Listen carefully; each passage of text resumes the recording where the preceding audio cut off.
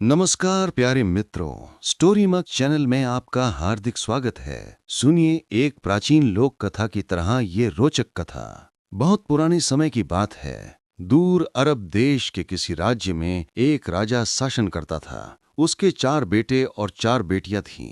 राज करते करते उसे लंबा समय बीत गया। वो बूढ़ा हो चुका था। उसके सिर, दाढ़ी और मूंछों के बाल बर्फ जैसे सफेद हो गए थे और वो अक्सर बीमार रहने लगा था। एक बार तो वो इतना स्वस्थ हो गया कि जीने की कोई आशा नहीं बची। जीवन से निराश होकर उसने अपने 4 बेटों को पास बुलाया और कहा, प्रिय पुत्रों, अब मैं जाने वाला हूं, इसलिए मेरी हर बात ध्यान से सुनो। ये सुनते ही 4 बेटों का दिल दुख से भर गया। वे फूट फूट कर रोने लगे। उन्हें अपने पिता से गहरा लगाव था। बेटों को रोता देख राजा ने चुप रहने को कहा और बोला, प्यारे बच्चों, जो इस दुनिया में आता है उसे एक दिन जाना पड़ता है।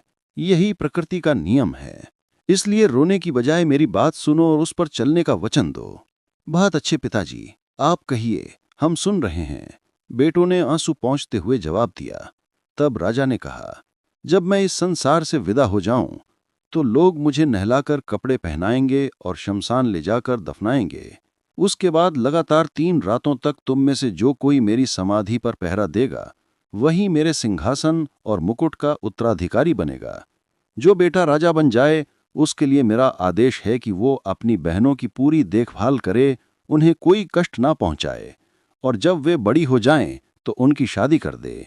बहनों की शादी का तरीका ये है कि जो भी पहली बार तुम्हारे पास आकर किसी बहन से विवाह की इच्छा जताए उसके साथ उसकी शादी कर दो, चाहे वो कोई मनुष्य हो, जंगल का जानवर हो या आकाश में उड़ने वाला पक्षी। वचन दो कि तुम पिता की इस अंतिम इच्छा को सच्चे मन से पूरा करोगे। 4 बेटों ने कसम खाकर प्रतिज्ञा की कि वे इस वसीयत को दिलो जान से निभाएंगे। हालांकि मन ही मन वे हैरान थे कि इस विचित्र इच्छा का क्या रहस्य है। उन्होंने खूब सोचा, लेकिन कुछ समझ नहीं आया। वे मन में विचार करने लगे कि मृत्यु के समय बूढ़े राजा के होश ठिकाने नहीं रहे, इसलिए ऐसी निरर्थक वसीयत कर गए। लेकिन पिता से किया वचन था, इसलिए जब राजा का देहांत हो गया और वे उसे शमशान में दफना आए तो पहली रात बड़े बेटे ने समाधि पर पहरा देने का निर्णय लिया। सूरज डूबते ही वो पिता की समाधि पर पहुंच गया। शमशान में भयंकर सन्नाटा छाया था। अंधेरा गहराते ही बड़ी बड़ी चमगादड़ें आकाश में उड़ने लगीं। उनकी आंखों से पीली चिंगारियां निकल रही थीं। बड़ा बेटा ये दृश्य देखकर भय से भर गया। शमशान में हर पल काटना उसके लिए कष्टदायक हो गया। आधी रात बीतते ही वहां से भयंकर और दिल दहला देने वाली चीखें गूंजने लगीं, जैसे कोई आत्मा जोर जोर से रो रही हो। ये आवाजें इतनी भयावह थीं कि बड़े बेटे का दिल मुंह को आ गया। उसका शरीर डर से कांपने लगा और सुबह होने से पहले ही वो शमशान से भाग निकला। अगली रात दूसरा बेटा पिता की समाधि पर पहरा देने गया। उसने बड़े भाई से सारी बात सुन ली थी कि कैसे आत्माओं ने उसे डराया था। वो समाधि के पास चटाई बिछाकर प्रार्थना करने लगा, यहां तक कि आधी रात हो गई। अचानक उसके पास से एक भयंकर चीख उठी और पूरे शमशान में फैल गई। वो दहशत से थरथरा उठा और उठकर वहां से भाग निकला। वे डरावनी चीखें शमशान के द्वार तक उसका पीछा करती रहीं। तीसरी रात तीसरा बेटा शमशान जाने को तैयार हुआ। उसे लगता था कि दोनों बड़े भाई डरपोक हैं। भला ये आवाजें और चीखें किसी का क्या बिगाड़ सकती हैं। वो बहादुरी से पूरी रात सुल्तान की समाधि पर जागता रहा और कोई आवाज नहीं सुनाई थी। वो बहुत प्रसन्न था कि दुष्ट आत्माएं उससे डर कर नहीं आईं। लेकिन सुबह होने में अभी थोड़ी देर थी कि उसके चारों ओर भयानक आकृतियां दिखाई देने लगीं। उनके चेहरे काले थे, मुंह से लंबे लंबे दांत बाहर निकले हुए थे। इन काली छायाओं ने उसे हर ओर से घेरना शुरू किया। फिर अचानक वे घिनौनी आवाजों में चिल्लाने लगी, पकड़ लो इस युवक को, इसे टुकड़े टुकड़े करके निगल जाओ, पकड़ लो, जाने ना पाए। तीसरे बेटे ने यह तमाशा देखा तो डर से उसका खून जम गया। उसने कुछ सोचा विचारा नहीं, सिर पर पैर रखकर वहां से भाग निकला और महल पहुंचकर सांस ली। वो देर तक अपनी तेज सांसों को संभालता रहा। ठंडे पानी के कई गिलास पीकर तब कहीं उसकी जान में जान आई। चौथी रात सबसे छोटा बेटा शमशान जाने को तैयार हुआ। उसका नाम अहमद था और वो अपने तीनों भाइयों से ज्यादा बुद्धिमान, चतुर और सदाचारी था। उसने अपनी तलवार कमर से बांधी और शमशान पहुंच गया। बड़े भाइयों ने उसका मजाक उड़ाया और कहा, जो काम हमसे नहीं हुआ वो अहमद क्या करेगा। क्या वो हमसे ज्यादा वीर है? देख लेना, अभी डर से कांपता हुआ भागता आएगा। रात भर अहमद पिता की समाधि पर जागता रहा। नंगी तलवार उसके हाथ में थी। उसने सुना था कि तलवार के सामने बड़े बड़े दुष्ट प्रेत और भूत भाग जाते हैं। रात बीतती गई, तारे धीरे धीरे पश्चिम की ओर झुकते रहे। कोई डरावनी आवाज नहीं सुनाई थी। चारों ओर गहरा सन्नाटा था। जब पूर्वी क्षितिज पर रोशनी की सुनहरी रेखा दिखाई देने लगी, तभी अचानक उसने शमशान की दीवारों के पास एक भयंकर राक्षस को खड़ा देखा। उसका चेहरा अत्यंत डरावना था और आंखों से आग की लपटें निकल रही थीं। उसने वहीं से अपनी भुजाएं फैलाईं। वे भुजाएं अहमद को पकड़ने के लिए बढ़ने लगीं और बढ़ते बढ़ते बहुत निकट आ गईं। अहमद ने देखा कि उसके हाथ किसी जंगली जानवर के पंजों जैसे मुड़े हुए थे और उन पर लंबे लंबे नुकीले नाखून चमक रहे थे। अहमद ने शांत मन से तलवार घुमाई और राक्षस का एक पंजा कटकर उस नीचे गिर पड़ा। पंजा कटते ही उसने दिल दहला देने वाली चीख मारी और अदृश्य हो गया। अहमद ने कटा हुआ पंजा उठाकर अपने कुर्ते की जेब में रख लिया। इतने में सुबह हो गई। वो शमशान से निकलकर महल लौट आया। दूसरी रात वो फिर शमशान गया और पिता की समाधि के पास बैठ गया। आज भी तलवार उसके हाथ में थी। पूरी रात उसे कोई आत्मा नहीं दिखी और न ही कोई भयंकर चीख सुनाई दी। लेकिन सुबह के समय अचानक एक और डरावनी आकृति वाली दुष्ट शक्ति जमीन चीरकर बाहर निकली। उसके दांत मगरमच्छ जैसे लंबे और तलवार की तरह तेज थे। चेहरा इतना भयंकर कि अहमद की जगह कोई और होता तो डर से वहीं प्राण त्याग देता। अहमद ने ईश्वर का नाम लेकर तलवार चलाई और उसकी गर्दन उड़ा दी। गर्दन कटते ही वह धड़ाम से गिर पड़ा। अहमद ने आगे बढ़कर उसके दोनों कान काट लिए। कान कटते ही उसका धड़ अपने आप राख के ढेर में बदल गया। अहमद ने कटे हुए कान जेब में डाल लिए और शमशान से निकलकर महल लौट आया। सारा दिन वो आराम से सोता रहा और सूरज डूबने से थोड़ी देर पहले जागा। नहा धोकर भोजन किया और तलवार संभालकर शमशान की ओर चल पड़ा। ये तीसरी और अंतिम रात थी जिसे पिता की अंतिम इच्छा पूरी करने के लिए समाधि के पास गुजारनी थी। अहमद हर खतरे का सामना करने को तैयार था और थोड़ी थोड़ी देर में चारों ओर नजर दौड़ाता रहता था।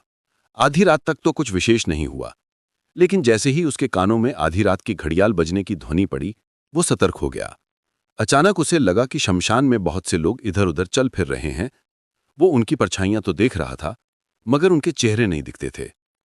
थोड़ी देर बाद धीरे धीरे आवाजें सुनाई देने लगी, जैसे कई बिल्लियां रो रही हों और कुत्ते गुर्रा रहे हों। अहमद ने इन आवाजों और परछाइयों की ओर कोई ध्यान नहीं दिया। वो जानता था कि ये सब दुष्ट शक्तियों की चालें हैं जो उसे डराकर शमशान से भगा देना चाहती हैं। वो अपनी जगह पर डटा रहा। धीरे धीरे ये आवाजें भयंकर चीखों में बदल गईं। फिर आग से बनी हुई आकृतियां शमशान में चारों ओर फैल गईं। उनके हाथों में जलती हुई मशालें थीं और वे चीखते चिल्लाते अहमद की ओर बढ़ रही थीं। उनकी संख्या हजारों में लग रही थी। एक पल के लिए अहमद थोड़ा घबरा गया, लेकिन फिर उसने पवित्र ग्रंथ की पंक्तियां पढ़कर खुद पर फूंक मारी और तलवार थामकर उन हिलती डुलती मूर्तियों की ओर लपका। उसका लपकना था कि वे मूर्तियां खुद बेखुद गायब हो गईं। फिर वे भयंकर आवाजें भी शांत हो गईं। अहमद दोबारा पिता की समाधि के पास बैठ गया। सुबह होने तक कोई घटना नहीं घटी। अभी सूरज की पहली किरण पूर्वी क्षितिज पर झलक ही रही थी कि एक बहुत बड़ा राक्षस प्रकट हुआ। उसके शरीर पर लंबे लंबे काले बाल लहरा रहे थे और चेहरे पर बड़ी बड़ी आंखें चमक रही थीं। उसने अपना मुंह खोलकर अहमद को निगलने का इरादा किया ही था कि अहमद ने फुर्ती से तलवार चलाई और राक्षस की गर्दन कटकर जमीन पर गिर पड़ी। अहमद ने उसकी बड़ी नाक काटकर जेब में रख ली।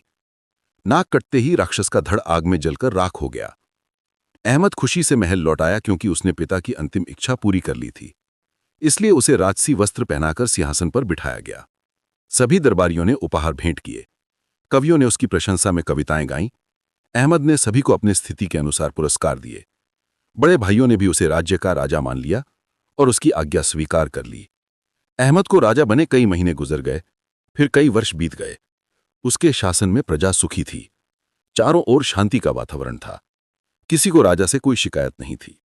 वो सभी के दुख दर्द में साथ देता और हरेक के साथ न्याय करता। प्रजा दिन रात उसे आशीर्वाद देती। इसी बीच राजा अहमद की चारों बहनें बड़ी हो चुकी थीं। अब वो जल्दी से उनकी शादी करना चाहता था, लेकिन समस्या ये थी कि राजकुमारियों की स्थिति के अनुसार रिश्ते आए। फिर भी पिता की इच्छा याद थी कि जो भी पहली बार आकर किसी बहन से विवाह की इच्छा जताए, उसी से शादी कर दो, चाहे वह मनुष्य हो, जंगल का जानवर हो या आकाश में उड़ने वाला पक्षी। एक दिन राजा अपने दरबार में बैठा लोगों के विवाद सुलझा रहा था कि एक भयंकर रूप वाला शेर वहां आ पहुंचा। उसे देखते ही सभी दरबारी और पहरेदार डरकर भाग गए, लेकिन राजा अपनी जगह पर डटा रहा। शेर उसके निकट आया, पूंछ हिलाई, हल्की आवाज में दहाड़ा और बोला, नमस्ते राजन, मैं आपके पास एक विनती लेकर आया हूं। उम्मीद है आप अपने दिवंगत पिता की इच्छा का पालन करते हुए मेरी विनती स्वीकार करेंगे। राजा बोला, अपनी विनती कहो, अगर मैं सक्षम हुआ तो जरूर पूरी करूंगा।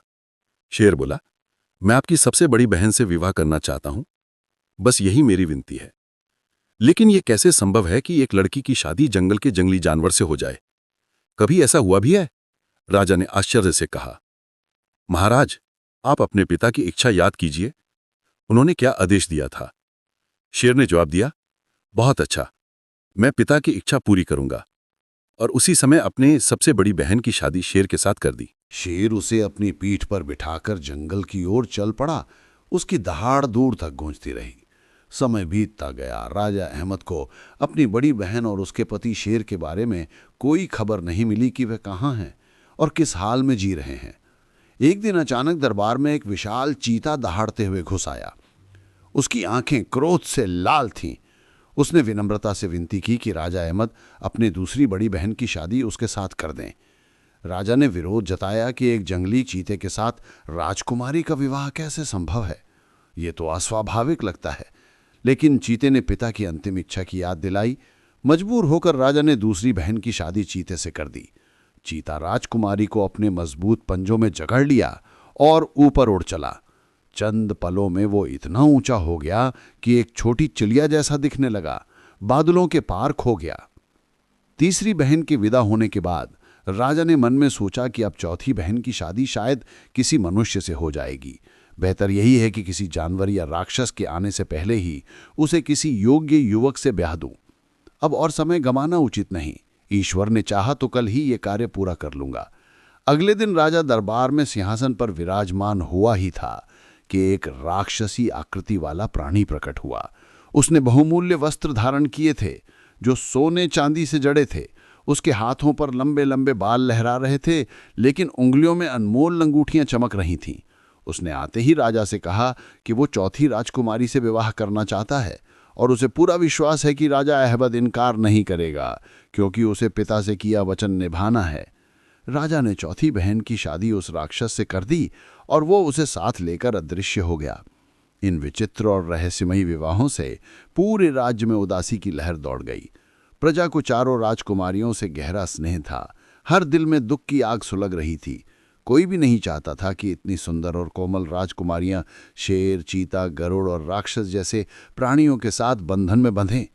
मगर प्रजा को दिवंगत राजा की अंतिम इच्छा का पूरा पूरा ज्ञान था। वे भली भांति जानते थे कि उनकी हर बात में गहन बुद्धिमता और दूरगामी सोच छिपी होती है। इसलिए कुछ समय तक मन में विद्रोह की आग सुलगने के बाद सभी मौन हो गए। कई वर्ष गुजर गए। राजकुमारियों की कोई खबर नहीं मिली। न कोई संदेशा आया कि वे कहाँ हैं और कैसे जी रही हैं। इधर राजा अहमद बहनों के विदा होने से गहरे शोक में डूबा रहता था। उसका दिल हर पल उदासी से भरा रहता। उसकी अकेलापन मिटाने के लिए मंत्रियों और अमीरों ने सलाह दी कि अब राजा को दूसरा विवाह कर लेना चाहिए, ताकि बहनों के जाने से महल में फैली निराशा दूर हो, फिर से हंसी खुशी की लहर दौड़े और जीवन में नई रौनक आए।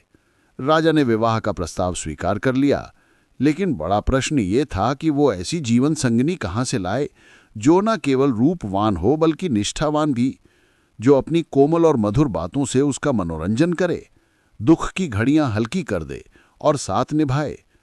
राजा की राज्य सीमा से कई कोस दूर ऊंचे ऊंचे पहाड़ों की चोटियों पर एक भव्य और विशाल दुर्ग खड़ा था, जहां चारों ओर घने जंगल और गहरी खाइयां थीं। उस दुर्ग में एक अत्यंत सुंदर राजकुमारी निवास करती थी। उसका नाम था खदीजा। खदीजा के माता पिता का स्वर्गवास हो चुका था। अब वो उस दुर्ग में अकेली रहती थी। राज्य के सभी कार्य वजीर के जिम्मे थे, लेकिन वो हर छोटे बड़े निर्णय में राजकुमारी खदीजा से सलाह लेता था, क्योंकि उसकी बुद्धि तेज और निर्णय अचूक होते थे। राजकुमारी के शयन कक्ष में उसकी चारपाई के ठीक सामने की दीवार पर एक चमकता हुआ सुनहरा दर्पण लगा हुआ था। ये दर्पण उसकी मौसी ने उपहार स्वरूप दिया था, जो पूरे राज्य में विदुषी महिला के नाम से प्रसिद्ध थीं और जादुई ज्ञान की माहिर मानी जाती थीं। ये रहस्यमयी सुनहरा दर्पण भी उसी ने तैयार किया था।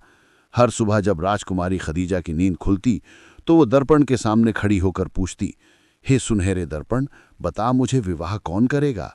और दर्पण से हमेशा यही मधुर और गूंजती आवाज आती, हे राजकुमारी, तू एक वीर, रूपवान और युवा राजा की पत्नी बनेगी। दर्पण की ये भविष्यवाणी सुनकर खदीजा गहरी सांस भरकर कहती, पता नहीं वो राजा इस समय कहाँ होगा, क्या कर रहा होगा और कब मेरी उससे भेंट होगी। उसकी आंखों में एक मीठी उत्सुकता और अधीरता झलकती।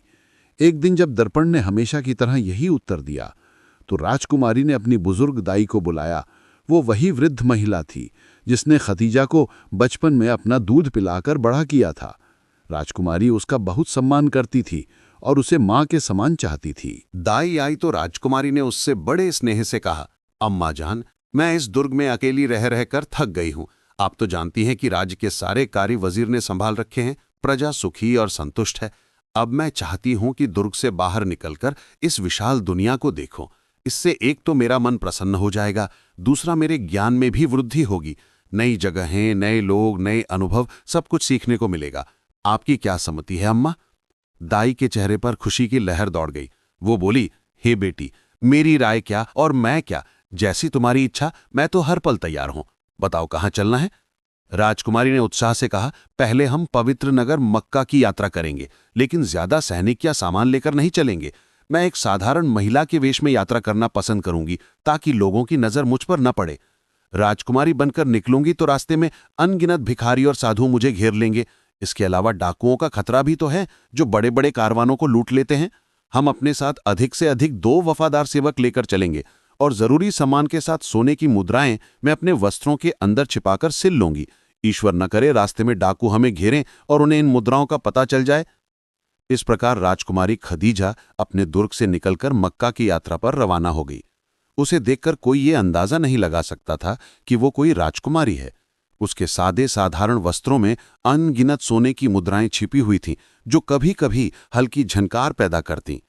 इधर राजकुमारी का छोटा सा कारवां दुर्ग से निकलकर मक्का जाने वाले मार्ग पर आ गया। उधर राजा अहमद दरबार में बैठे बैठे ऊब चुका था। उसका मन घबरा रहा था। उसने सोचा कि कुछ दिनों की सैर सपाटे के लिए निकलना चाहिए। बहुत समय हो गया महल से बाहर कदम नहीं रखा, इसलिए उसने अपने विश्वस्त वजीर को साथ लिया। दोनों घोड़ियों सवार होकर महल से बाहर निकले। संयोग से राजा और उसका वजीर उसी पथ पर आ गए जहां से राजकुमारी खदीजा का छोटा कारवां गुजर रहा था। राजकुमारी के सेवकों ने राजा को बताया कि हम मक्का की पवित्र यात्रा पर जा रहे हैं। यह सुनकर राजा का हृदय आनंद से भर गया। उसने वजीर से कहा, क्यों ना हम भी मक्का की यात्रा करें और इस कारवां में शामिल हो जाएं। सुना है रास्ते में डाकू और लुटेरे सक्रिय रहते हैं, कहीं ऐसा ना हो कि ये निरीह महिलाएं उनके शिकार बन जाएं। अगर ऐसा हुआ तो हम उनकी रक्षा कर सकेंगे। वजीर ने मुस्कुराते हुए उत्तर दिया कि ये अत्यंत उत्तम विचार है। हमें इन निरीह महिलाओं की सुरक्षा अवश्य करनी चाहिए, ताकि यात्रा सुखमय और निर्भय रहे। इस प्रकार दोनों उस छोटे कारवां में शामिल हो गए और खुद को धनी व्यापारी बतलाया। उन्होंने राजकुमारी खदीजा को बताया कि वे अक्सर मक्का मदीना की यात्रा करते रहते हैं और इन मार्गों से भली भांति परिचित हैं। घाटियां, जंगल और रेगिस्तान के खतरे उन्हें अच्छी तरह मालूम है। राजकुमारी खदीजा ने उन्हें हर्षित होकर अपने साथ यात्रा करने की अनुमति दे दी और इस तरह कारवां धीरे धीरे आगे बढ़ने लगा। अभी तक राजा अहमद और उसका वजीर राजकुमारी खदीजा का चेहरा नहीं देख पाए थे, क्योंकि उसने अपना मुखड़ा सादे घूंघट में छिपा रखा था। यात्रा की थकान और सुरक्षा के लिए ऐसा करना उचित समझती थी। किंतु राजकुमारी ने राजा अहमद को ध्यान से निहारा और मन ही मन सोचा कि यह शालीन युवक कितना साहसी और सम्मानित लगता है। उसकी बातें और व्यवहार में एक राजसी ठाठ था। दिन रात मार्ग तय करते हुए, रेगिस्तानों की गर्मी सहते, नदियों के किनारे विश्राम करते, आखिरकार वो पवित्र समूह मक्का नगर पहुंच गया, जहां चारों ओर श्रद्धा की सुगंध फैली थी। उन्होंने एक सराय में अपना सामान रखा, थोड़ा विश्राम किया और फिर पवित्र काबा की यात्रा के लिए निकल पड़े। वहां अनगिनत यात्री काबा का चक्कर लगा रहे थे। प्रार्थनाओं की ध्वनियां गूंज रही थी।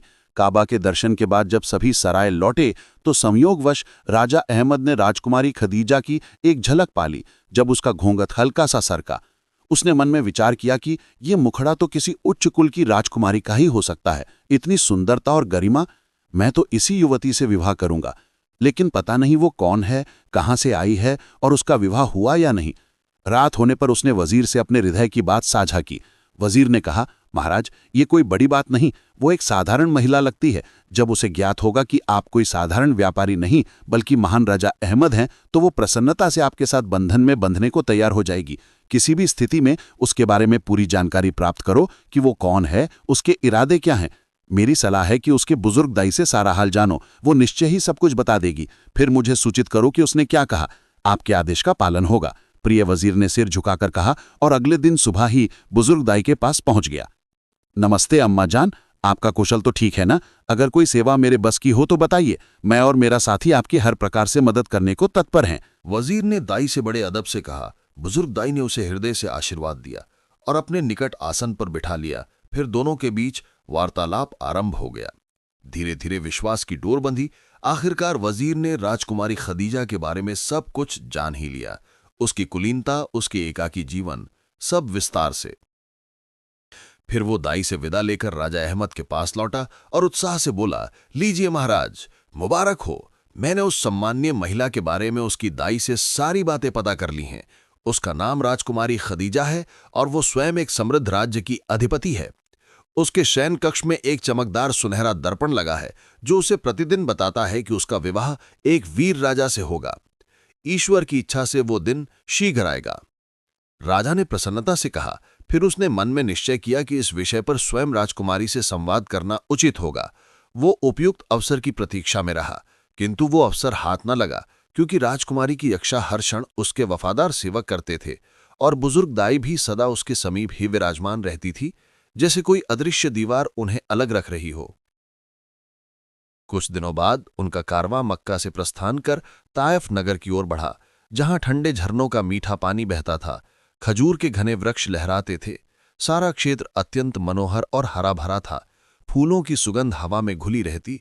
अभी वे मार्ग में ही थे कि एक रात भयंकर आंधी का प्रकोप हो गया। बिजली की चमक और बादलों की गर्जना से हृदय कांप उठते थे।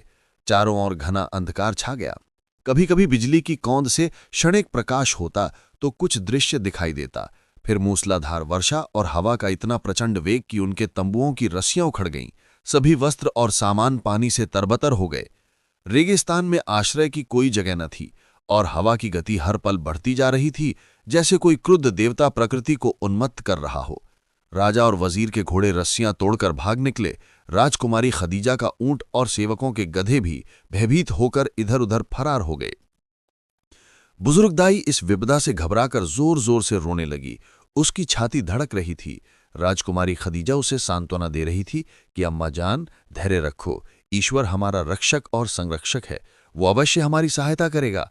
मगर बेटी, ये तो विचार करो कि इस निर्जन और सामानहीन स्थान में हमारा क्या हाल होगा। क्या ईश्वर आकाश से हमारे लिए ऊंट या सवारी भेजेगा? और यदि मार्ग में डाकू हमें घेर लें तो फिर क्या? वे हमें और हमारे सेवकों को बंदी बना लेंगे, लूटेंगे और किसी बाजार में गुलाम बनाकर बेच डालेंगे। ये कहकर बुजुर्ग दाई फिर फूट फूट कर रोने लगी।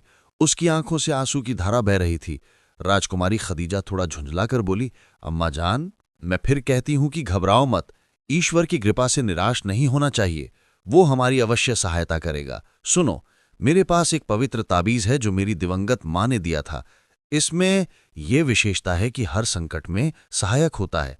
ये कहकर राजकुमारी ने सितारे के आकार का बना हुआ किसी चमकीली धातु का एक जगमगाता टुकड़ा दाई को दिखाया। उसमें से प्रकाश की किरणें निकल रही थीं, जैसे कोई जादुई चमक रात के अंधेरे को चीर रही हो। ये धातु का टुकड़ा भला क्या करेगा? दाई ने मुंह बिचकाकर कहा। उसकी आवाज में संदेह और थकान थी। राजकुमारी मुस्कुराई और बोली, अभी तुम्हें इसका चमत्कार दिखाती हूं। और उसने ताबीज अपनी गर्दन से उतारकर दाई की हथेली पर रख दिया। फिर होंठ हिलाकर कुछ मंत्र पढ़े, ताबीज पर फूंक मारी और उसके बाद उच्च स्वर में बोली, हे हजरत सुलेमान अलैहिस्सलाम के पवित्र ताबीज, हम इस समय गंभीर संकट में फंसे हैं। ईश्वर की सौगंध, हमारी इस विपदा को दूर करो। अभी ये शब्द राजकुमारी के मुंह से निकले ही थे कि एक जोरदार धमाका हुआ। हवा में कंपन फैल गया और एक भयंकर आकृति वाला राक्षस प्रकट होकर राजकुमारी के समक्ष खड़ा हो गया। उसकी आंखें आग की तरह चमक रही थीं, शरीर विशाल और शक्तिशाली। ये वही राक्षस था जिसने राजा अहमद की चौथी बहन से विवाह किया था, किंतु राजकुमारी खदीजा को इसके बारे में कुछ भी ज्ञात न था। वो तो बस चमत्कार की प्रतीक्षा में थी। आदेश दीजिए राजकुमारी साहबा, मैं आपकी क्या सेवा कर सकता हूं? राक्षस ने विनम्रता से झुककर कहा। उसकी आवाज गहरी और गूंजती थी। राजकुमारी ने दृढ़ता से बोली, हमें शीघ्र किसी सुरक्षित स्थान पर पहुंचा दो, जहां ये आंधी हमें छू ना सके। राक्षस ने कहा, बहुत उत्तम, मैं आप सभी को अपने निवास ले चलता हूं, वहां आप पूर्ण सुरक्षा में रहेंगी। अचानक कारवां के सभी सदस्यों ने अनुभव किया कि पृथ्वी उनके पैरों के नीचे से खिसक रही है, जैसे कोई अदृश्य शक्ति उन्हें उठा रही हो, और वे वायु में ऊपर उठते जा रहे हैं। भय से सभी ने अपनी आंखें कसकर बंद कर लीं, हृदय की धड़कनें तेज हो गईं। उनमें राजा अहमद और उसका वजीर भी शामिल थे, जो इस रहस्यमयी उड़ान से स्तब्ध थे। थोड़ी देर बाद उनके पैर फिर जमीन को छूने लगे। सभी ने धीरे धीरे डरते डरते आंखें खोलीं और क्या देखते हैं कि वे एक मनोरम घाटी में खड़े हैं, जिसके चारों ओर ऊंचे ऊंचे बर्फ से ढके पर्वत शिखर चमक रहे थे। ठंडी हवा में फूलों की सुगंध खुली थी। घाटी के मध्य में एक भव्य महल खड़ा था, जिसके आसपास अत्यंत सुंदर उद्यान फैले थे, जहां रंग बिरंगे पुष्प खिले थे और फव्वारे पानी की धाराएं उछाल रहे थे। राक्षस उन्हें इसी महल के अंदर ले गया, जहां दीवारें कीमती पत्थरों से जड़ी थीं और झूमर सोने के थे। इतने में एक अत्यंत सुंदर युवती महल से बाहर निकली। उसके वस्त्र राजसी थे और चेहरे पर मुस्कान खिली थी। राजा ने आश्चर्य से देखा तो वह उसकी चौथी बहन थी। भाईजान! वो खुशी से चीखी और राजा अहमद के गले लग गई। उसकी आंखें आंसुओं से भीगी थीं। हमारे निवास में आपका पदार्पण शुभ हो। ईश्वर की कृपा से तुम यहाँ निवास करती हो, राजा ने भावुक होकर कहा। क्या वह राक्षस जो हमें इस संकट से बचाकर लाया है तुम्हारा पति है? मैंने उसे पहचाना नहीं। हाँ भाईजान, वह मेरा जीवन साथी है और मैं उससे अत्यंत सुखी हूँ। मुझे इससे बेहतर पति कोई नहीं मिल सकता। उसकी दया और शक्ति ने मेरे जीवन को स्वर्ग बना दिया। ईश्वर का आभार है कि तुम मुझसे प्रसन्न हो, अन्यथा मैं तो भयभीत था कि कहीं यह राक्षस तुम्हारे साथ अच्छा व्यवहार न करे।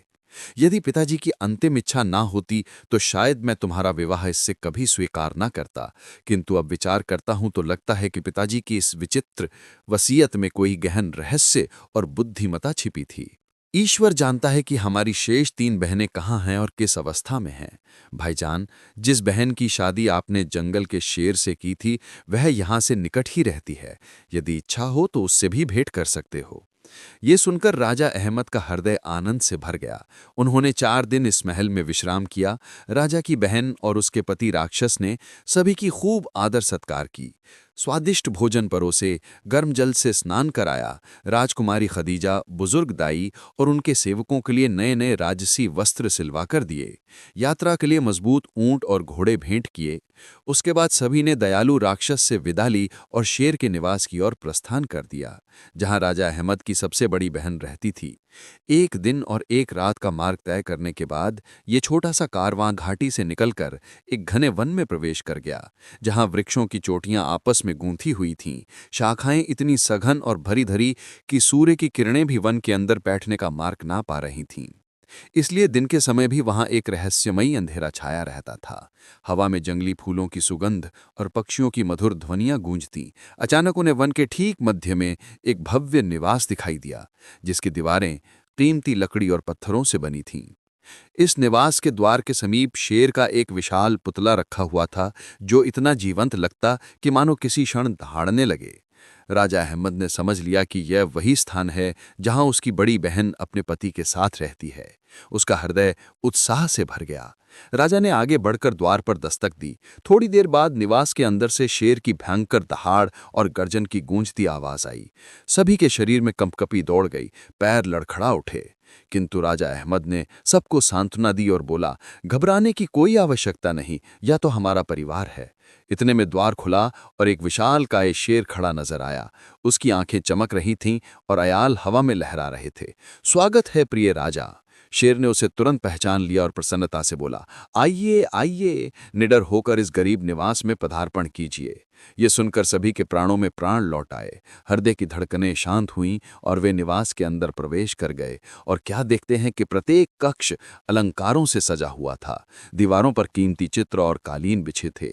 बहुत से सेवक सेविकाएं कार्यों में व्यस्त थे। मेहमानों के आगमन की सूचना पाकर राजा अहमद की बड़ी बहन भी अपने कक्ष से निकली। उसके चेहरे पर मुस्कान और आंखों में आंसू थे।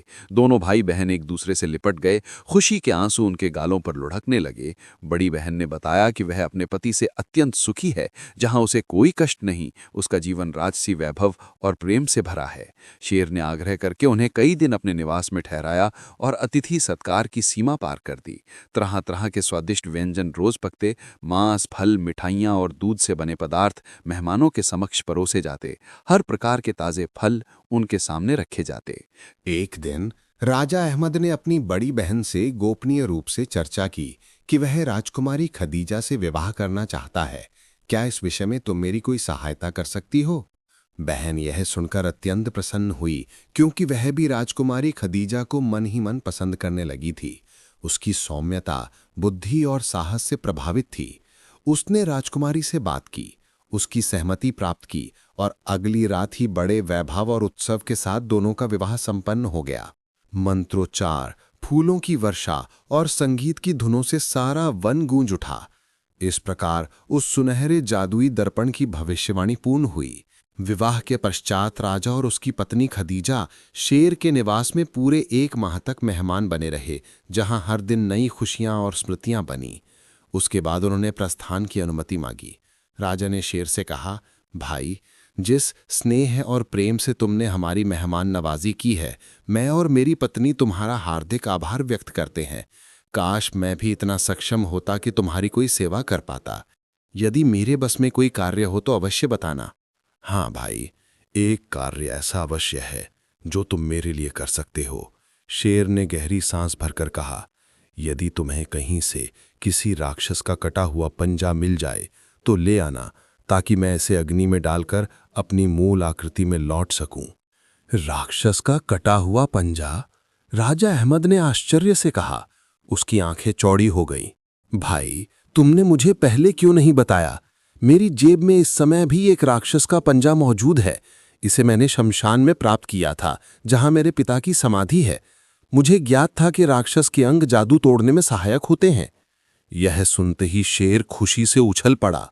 उसकी दहाड़ आनंद की गूंज बन गई। उसने तुरंत सेवकों को आदेश दिया कि अग्निकुंड प्रज्वलित किया जाए।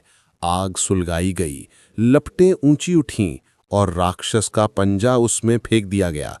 पंजा अग्नि में पड़ते ही शेर एकाएक अदृश्य हो गया और उसकी जगह एक अत्यंत सुंदर युवा राजकुमार खड़ा नजर आया। उसका चेहरा चांद जैसा चमकदार और आकृति राजसी। एक बार फिर इसी निवास में खुशी के ढोल नगाड़े बजने लगे। दिन रात उत्सव का माहौल छा गया। नाच गान, भोज और हास परिहास से सारा जंगल जीवंत हो उठा। कुछ दिनों बाद मेहमानों ने पुनः प्रस्थान की अनुमति मांगी। बड़ी बहन और उसका पति इस बार मेहमानों को जंगल की अंतिम सीमा तक विदा करने आए। अब इस कारवां ने उत्तर दिशा की ओर प्रस्थान किया, जहां ऊंचे पर्वत और घने बादल मार्ग को रहस्यमयी बनाते थे। 5 दिन और 5 रातें निरंतर यात्रा करने के बाद थकान और उत्साह के मिश्रण से वे एक विशाल दुर्ग के द्वार पर पहुंच गए, जिसकी दीवारें इतनी ऊंची कि आकाश को छूती लगतीं। राजा अहमद ने द्वार पर जोरदार दस्तक दी। एक प्रहरी ने द्वार खोला और गंभीर स्वर में पूछा, क्या प्रयोजन है? राजा बोला, हम यात्री हैं, कुछ दिनों के लिए इस दुर्ग में विश्राम करने की इच्छा से यहां आए हैं। प्रहरी ने कहा, इस दुर्ग का स्वामी और मेरा मालिक एक चीता है। आप लोग यहीं ठहरिए, मैं अभी अपने स्वामी को सूचित करता हूं, वे स्वयं आपका स्वागत करेंगे। इस दुर्ग का स्वामी एक चीता है? राजा अहमद ने अपनी पत्नी राजकुमारी खदीजा से फुसफुसाते हुए कहा, संभवतः यह वही चीता हो जिससे मेरी दूसरी बहन का विवाह हुआ था। उसकी आवाज में आश्चर्य और उम्मीद की झलक थी। इतने में एक काले रंग का विशाल चीता दौड़ता हुआ आया। उसकी आंखें चमक रही थीं और गति बिजली जैसी। राजा अहमद ने उसे देखते ही पहचान लिया कि यह उसकी दूसरी बहन का पति था। स्वागत है भाईजान, पधारिए, चीते ने खुशी से उछलते हुए कहा। उसकी दहाड़ आनंद की गूंज बन गई। मेरी बड़ी भाग्यशाली घड़ी है कि आप यहां पधारे। अंदर पधारिए और अपनी बहन से भेंट कीजिए, वह आपको सदा याद करती रहती है। राजा और उसके साथी दुर्ग में प्रवेश कर गए और वहां की चहल पहल देखकर आश्चर्यचकित हो गए। सेवक दौड़ते भागते, बगीचे हरे भरे और चारों ओर वैभव की झलक। अहमद अपनी दूसरी बहन से मिला। वह दौड़ कर आई और भाई को गले लगा लिया। उसने बताया कि वह अपने चीते पति के साथ अत्यंत शानदार जीवन व्यतीत कर रही है। यहां उसे किसी प्रकार का कोई कष्ट नहीं, उसका हर दिन खुशियों से भरा है। तब अहमद ने बड़ी बहन और उसके पति शेर से मिलने की पूरी कथा सुनाई, हर घटना विस्तार से। आखिर में यह भी वर्णन किया कि किस प्रकार शेर अपनी मूल आकृति में लौटा और एक सुंदर युवा राजकुमार बन गया। चीते ने यह कथा सुनकर सिर हिलाया और उसकी आंखों से आंसू टपकने लगे, जैसे कोई पुरानी पीड़ा जागृत हो गई हो। अहमद बोला, भाई तुम क्यों रोते हो? यदि मैं तुम्हारे किसी कार्य आ सकता हूं तो बताओ, शायद मैं तुम्हारा दुख दूर कर सकूं। मेरी सौतेली माँ ने बचपन में मुझ पर जादू कर दिया था और मैं मनुष्य से एक भयंकर चीता बन गया। दोबारा मुझे मूल रूप में लाने की एकमात्र उपाय है। अहमद ने उत्सुकता से पूछा, कौन सा उपाय है?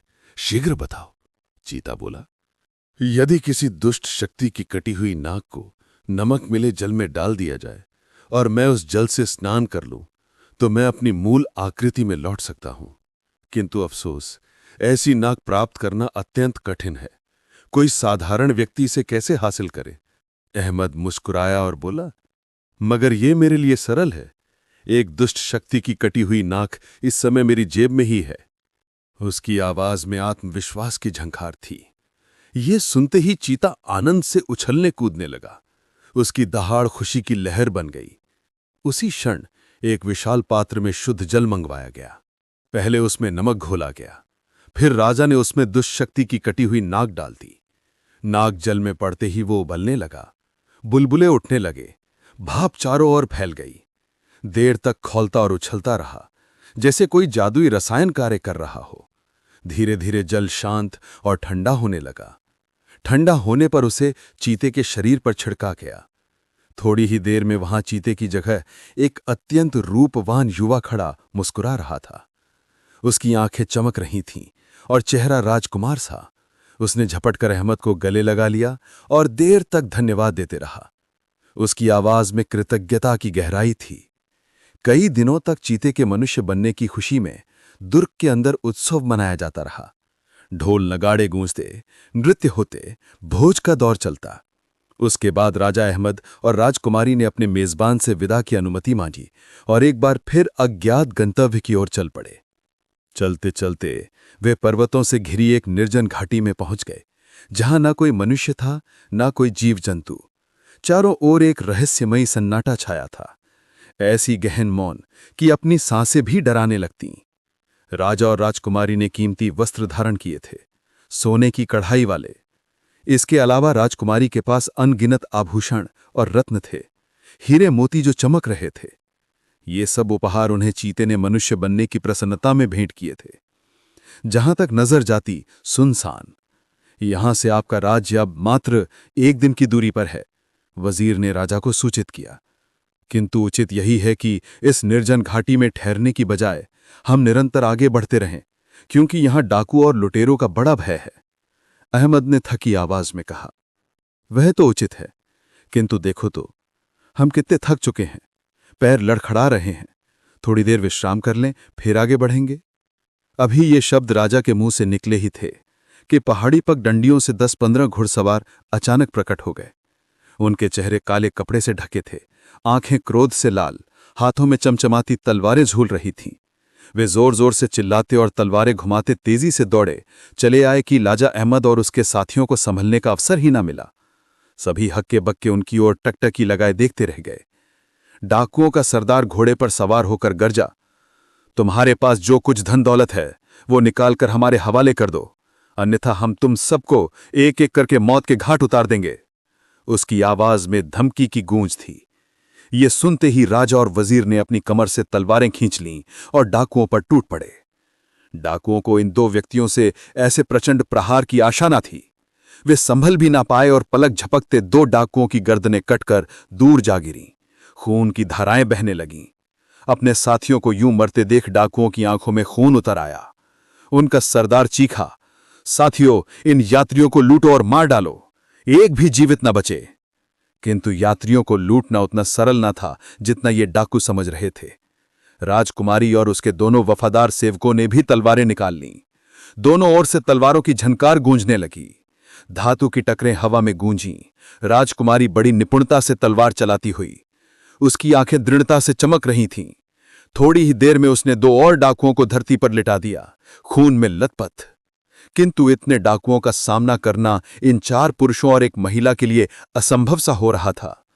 जब तलवार चलाते चलाते राजा और उसके साथियों के बाजू सुन्न पड़ गए, सांसें फूलने लगीं और मौत सिर पर मंडराती दिखाई देने लगी, तो राजा ने मन ही मन ईश्वर से सहायता की प्रार्थना की। उसी क्षण आकाश की ऊंचाइयों से अनगिनत विशाल गरुड़ पंख फैलाए नीचे उतरे। उनकी आंखें आग की तरह जल रही थीं। वे भयंकर चीखे मारते डाकुओं पर झपट पड़े। उनमें एक गरुड़ सबसे विशाल था। उसके पंख इतने चौड़े कि छाया से आधी घाटी ढक गई। उसने डाकू के सरदार पर झपट्टा मारा और तेज पंजों से उसकी दोनों आंखें निकाल लीं। सरदार खून से लथपथ हो गया। उसका चेहरा विकृत हो उठा। अंधा होकर वह घोड़े को एड़ लगाता भाग निकला। सरदार को भागते देख शेष डाकू भी इधर उधर छितर गए, किंतु गरुड़ों ने उन्हें नहीं छोड़ा। वे तेजी से पीछा करते चोंच और पंजों से प्रहार करते रहे। हवा में खून की बूंदें बिखरने लगी। राजा, वजीर और राजकुमारी आश्चर्यचकित होकर ये दृश्य देख रहे थे। जैसे कोई दिव्य हस्तक्षेप हो रहा हो। थोड़ी देर बाद मैदान में डाकुओं की लाशें बिखरी पड़ी थीं। खून से रंगी धरती। गरुड़ों ने विजय की चीखें मारी। वो विशाल गरुड़ राजा के निकट आया और एक चट्टान पर बैठ गया। उसकी आंखें अभी भी चमक रही थीं। उसी क्षण अहमद ने उसे पहचान लिया। ये वही गरुड़ था जिससे उसकी तीसरी बहन का विवाह हुआ था। भाई गरुड़, हमारी प्राण रक्षा का आभार स्वीकार करो। यदि तुम समय पर ना आते तो ये क्रूर डाकू हमें टुकड़े टुकड़े कर डालते। इसमें आभार की क्या आवश्यकता भाई, ये तो मेरा कर्तव्य था, गरुड़ ने गहरी आवाज में कहा। बताओ इधर कैसे पधारे? तब राजा ने शुरू से अंत तक सारी कथा वर्णन की, हर घटना, हर मिलन विस्तार से। आखिर में गरुड़ उदास स्वर में बोला, काश मैं अपनी मूल आकृति में लौट सकता, किंतु ये कार्य संभव तो नहीं, पर अत्यंत कठिन अवश्य है। मुझे बताओ भाई गरुड़, शायद मैं तुम्हारे किसी कार्य आ सकूं? राजा ने शीघ्रता से पूछा।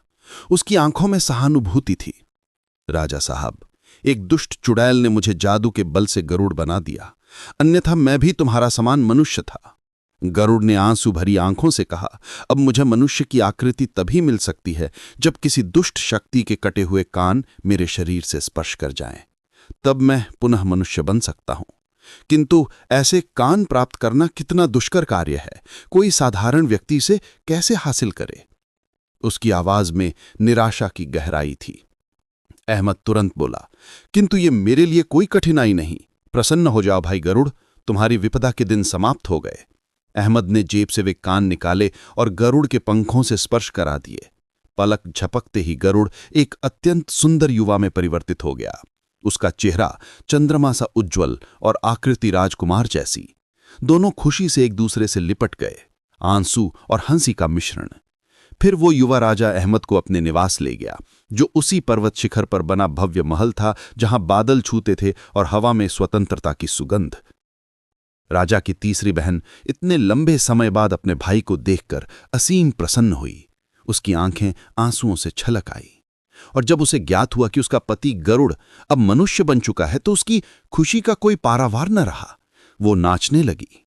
3 दिन तक गरुड़ के युवा रूप में घर में ठहरने के बाद उत्सव, भोज और स्मृतियों का आदान प्रदान, राजा और उसकी पत्नी राजकुमारी वहां से प्रस्थान कर उस राज्य में पहुंचे जहां राजा अहमद का शासन था। प्रजा ने उनका भव्य स्वागत किया। फूलों की वर्षा, ढोल, नगाड़े और हर्ष ध्वनियां गूंजी। वर्षों तक दोनों ने अपने राज्य पर न्यायपूर्ण शासन किया। प्रजा सुखी रही। आखिर वे वृद्ध हो गए, बाल सफेद हो गए। फिर ईश्वर ने उन्हें अपने पास बुला लिया, जैसे कोई प्राचीन कथा का सुखद अंत हो। प्यारे मित्रों, यदि ये लोक कथा आपको रोचक लगी हो तो कृपया इसे सराहें। चैनल से जुड़ें और ऐसी ही अन्य कहानियां सुनने के लिए सतत देखते रहें। आपका आभार।